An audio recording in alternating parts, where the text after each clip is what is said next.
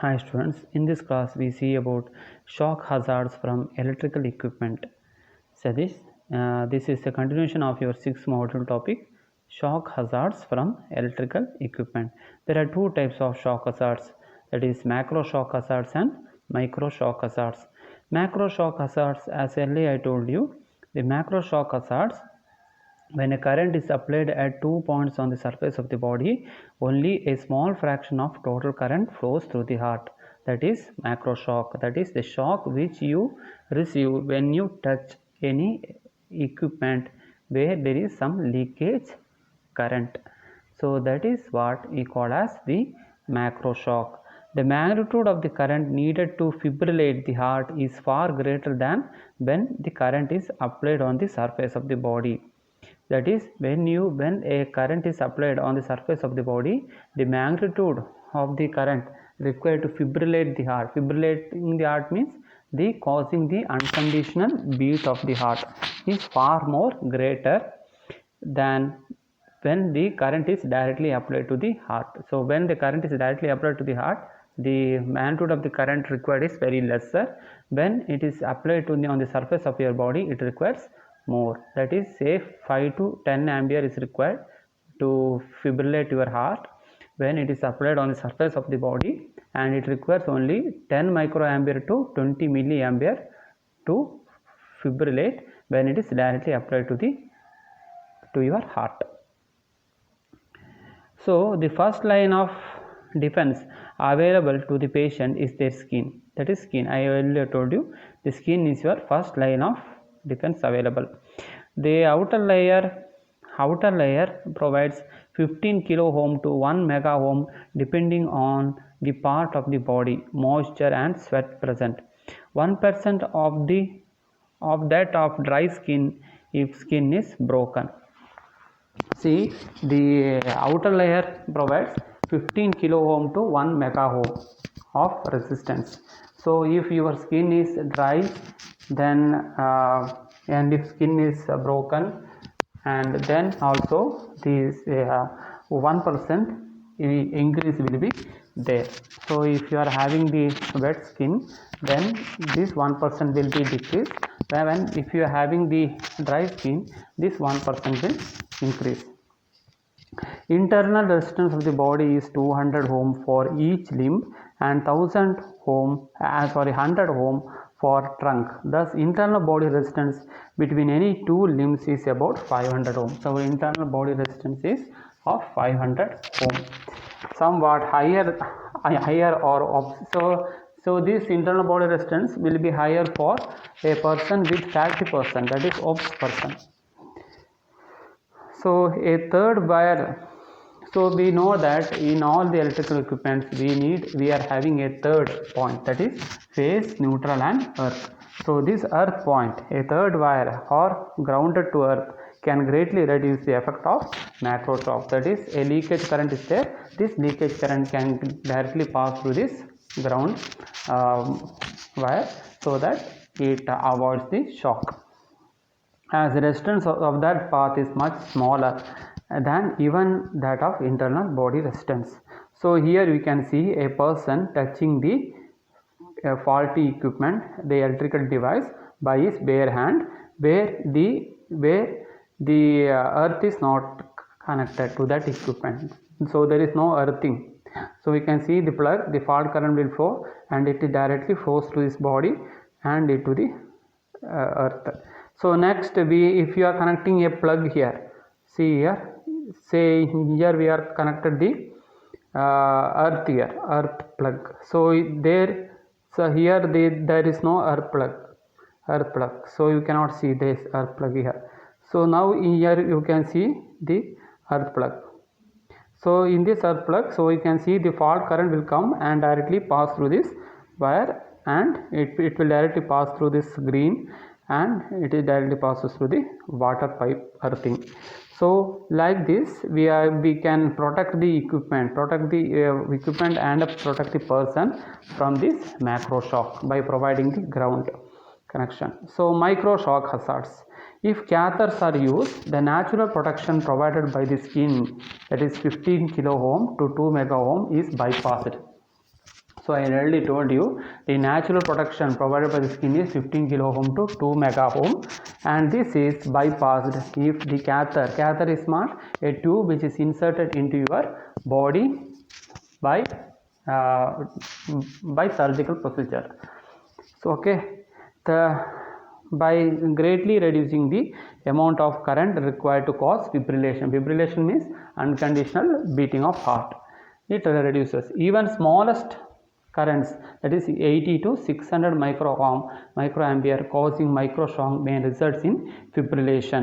The safety limit of microshocks is 10 microampere. So if 10 microampere, if a current exceeds 10 microampere and it is directly applied to your heart, then it causes the microshock, that is it causes the fibrillation. Next one, you can see a person connected the catheter to this heart, then you can see the 500 ohm internal resistance is only there, but external resistance 15 kilo ohm to 2 mega ohm is bypassed, and internal resistance of the body I already told you is 500 ohm. This 500 ohm is only there to protect him. So the catheter is there, catheter is directly connected to the heart, and you can see the 1 ohm ground. So this, if any leakage current is there, that will be passed to the ground. So what happens if the patient, a small currents inevitably flow between adjacent insulated conductors and different potential. Leakage current which flow through the stray capacitance, insulation, dust and moisture. Leakage current flowing to the cases flow safely to the ground if a low resistance ground is available. See here the low resistance ground is available, so that any leakage current is there, it will directly flows through the ground. So what happens if leakage current is not there? Now this is the case. Say if the ground wire is broken. So earlier I told you there is a ground wire 1 ohm. So if this ground wire is broken, the case's potential rises above the ground. A patient who has a grounded connection to the heart receives the microshock if she or he touches the cases. So if this person touches the cases, or say the person is laid in a bed, an instructor comes and if he touches him also, he will be get shocked. Like that the person will receive the microshock. അതായത് earthing കറക്റ്റായിട്ടില്ലെങ്കിൽ എന്താകും വെച്ചാൽ ആ പേഴ്സണിന് ആ leakage current ഡയറക്റ്റായിട്ട് pass ചെയ്യും. കാരണം വെച്ചാൽ ഏറ്റവും മിനിമം റെസിസ്റ്റൻസ് വരുന്നത് അദ്ദേഹത്തിൻ്റെ ബോഡീൻ്റെ ഇൻറ്റർണൽ റെസിസ്റ്റൻസ് ആണ്, അത് 500 ohm ആണ്. അപ്പം ഡയറക്റ്റ് എന്താ ചെയ്തു, ആ ബോഡിയിലേക്ക് കറണ്ട് ഫ്ലോ ചെയ്തു. കറണ്ട് ഫ്ലോ ചെയ്യുമ്പോൾ ആ പേഴ്സണിന് മൈക്രോഷോക്ക് അനുഭവപ്പെടും. So if there is a connection from cases to the patient's heart and a connection to the ground anywhere in the body, this also causes the microshock. Say if the person is touched the ground somehow, this also causes the microshock. Say this microshock through healthcare personnel, a attendant touching the both metal rails and pacemaker leads. So what happens if there is a leakage current?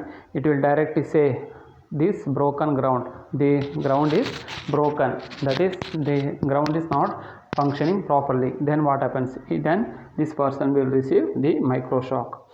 Say the contact from slide rails, pacemaker through attendants, pacemaker and directly to the heart. So if the ground wire is broken, then the other easiest path of resistance is through the body, and the leakage current will directly flow to the body. See microshock hazards in a patient with indwelling lines. So if a patient unwantedly touches any equipment other than the attendants coming and touching him, if the patient is not physically fit, and if he means psychologically fit, and if he not willing to lay down, if the patient is not disciplined, and then what happens? If he touches some unwanted things, then also the patient will get microshock. Note that the hazards for microshock only exist if there is a direct connection to the heart. So you see that the hazards for microshock only exist when there is a direct connection to the heart. Otherwise, even the internal resistance of the body is high enough to prevent the microshock. So internal resistance means 500 ohm is much enough to prevent the microshock. So if there is a direct connection to the heart, then only this will happen. So microshock via ground potential. So here we see about an case in the hospital. This is of the difference in the ground potential.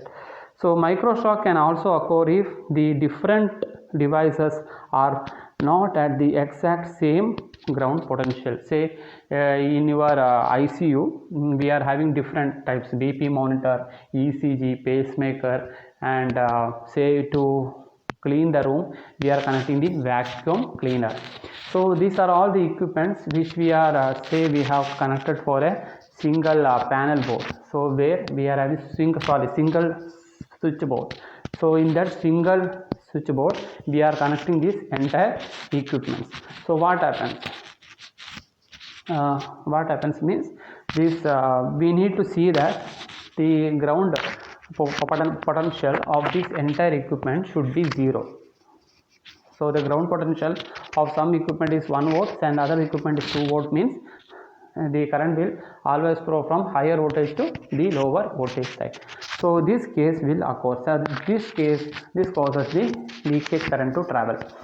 So in fact the microshock can occur even when a device that does not connect to the patient has a ground fault.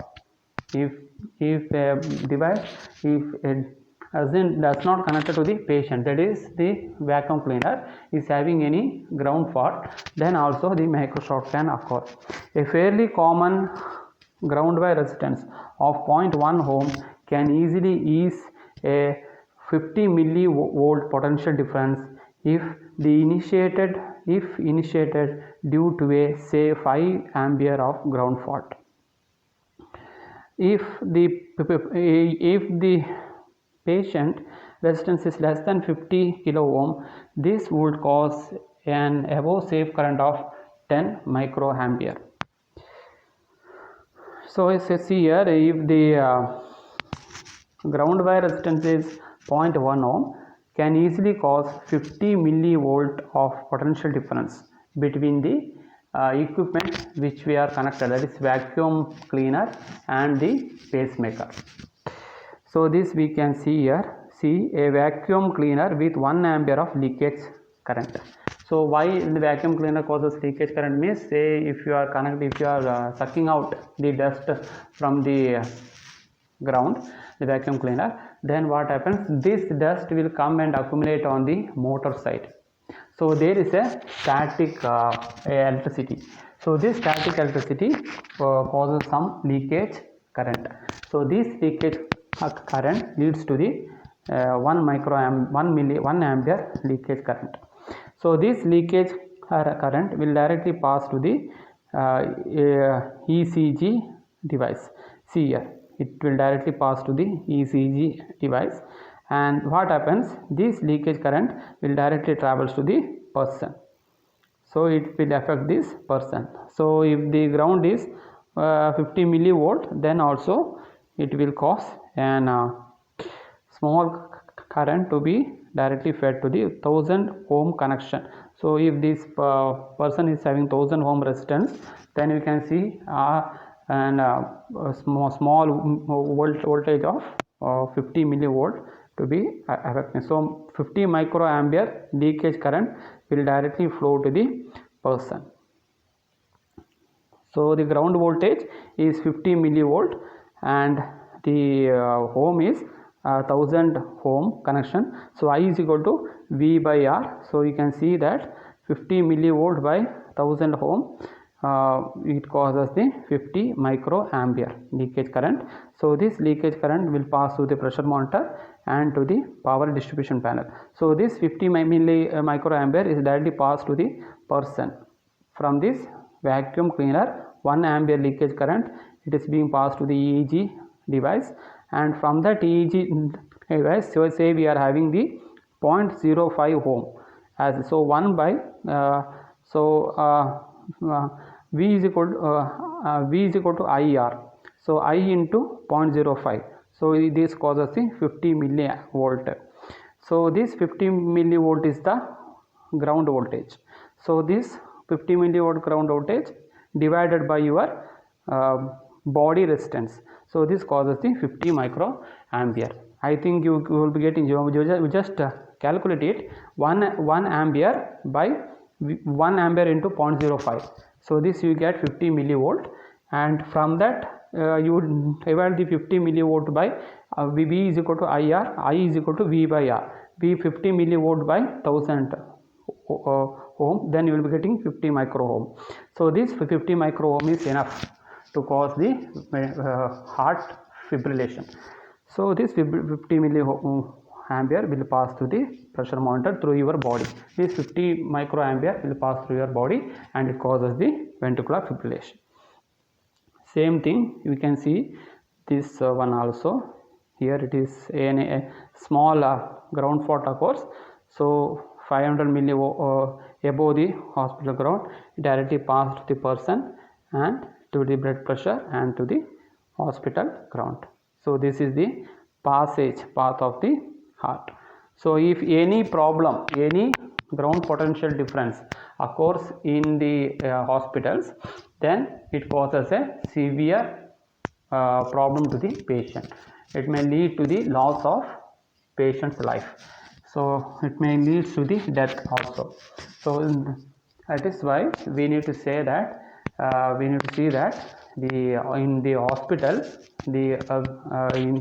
mainly in the hospital, the ground potentials are to be kept zero. That is why the earthing in the hospitals are made very strict rules. Okay, I think you understood this topic, and this is only for this class, and now in the next class we will see the different protective equipments, and then after that we see telemedicine, and one more class we see the blood test. So within 3 classes I can finish out the 6th module. Okay, thank you.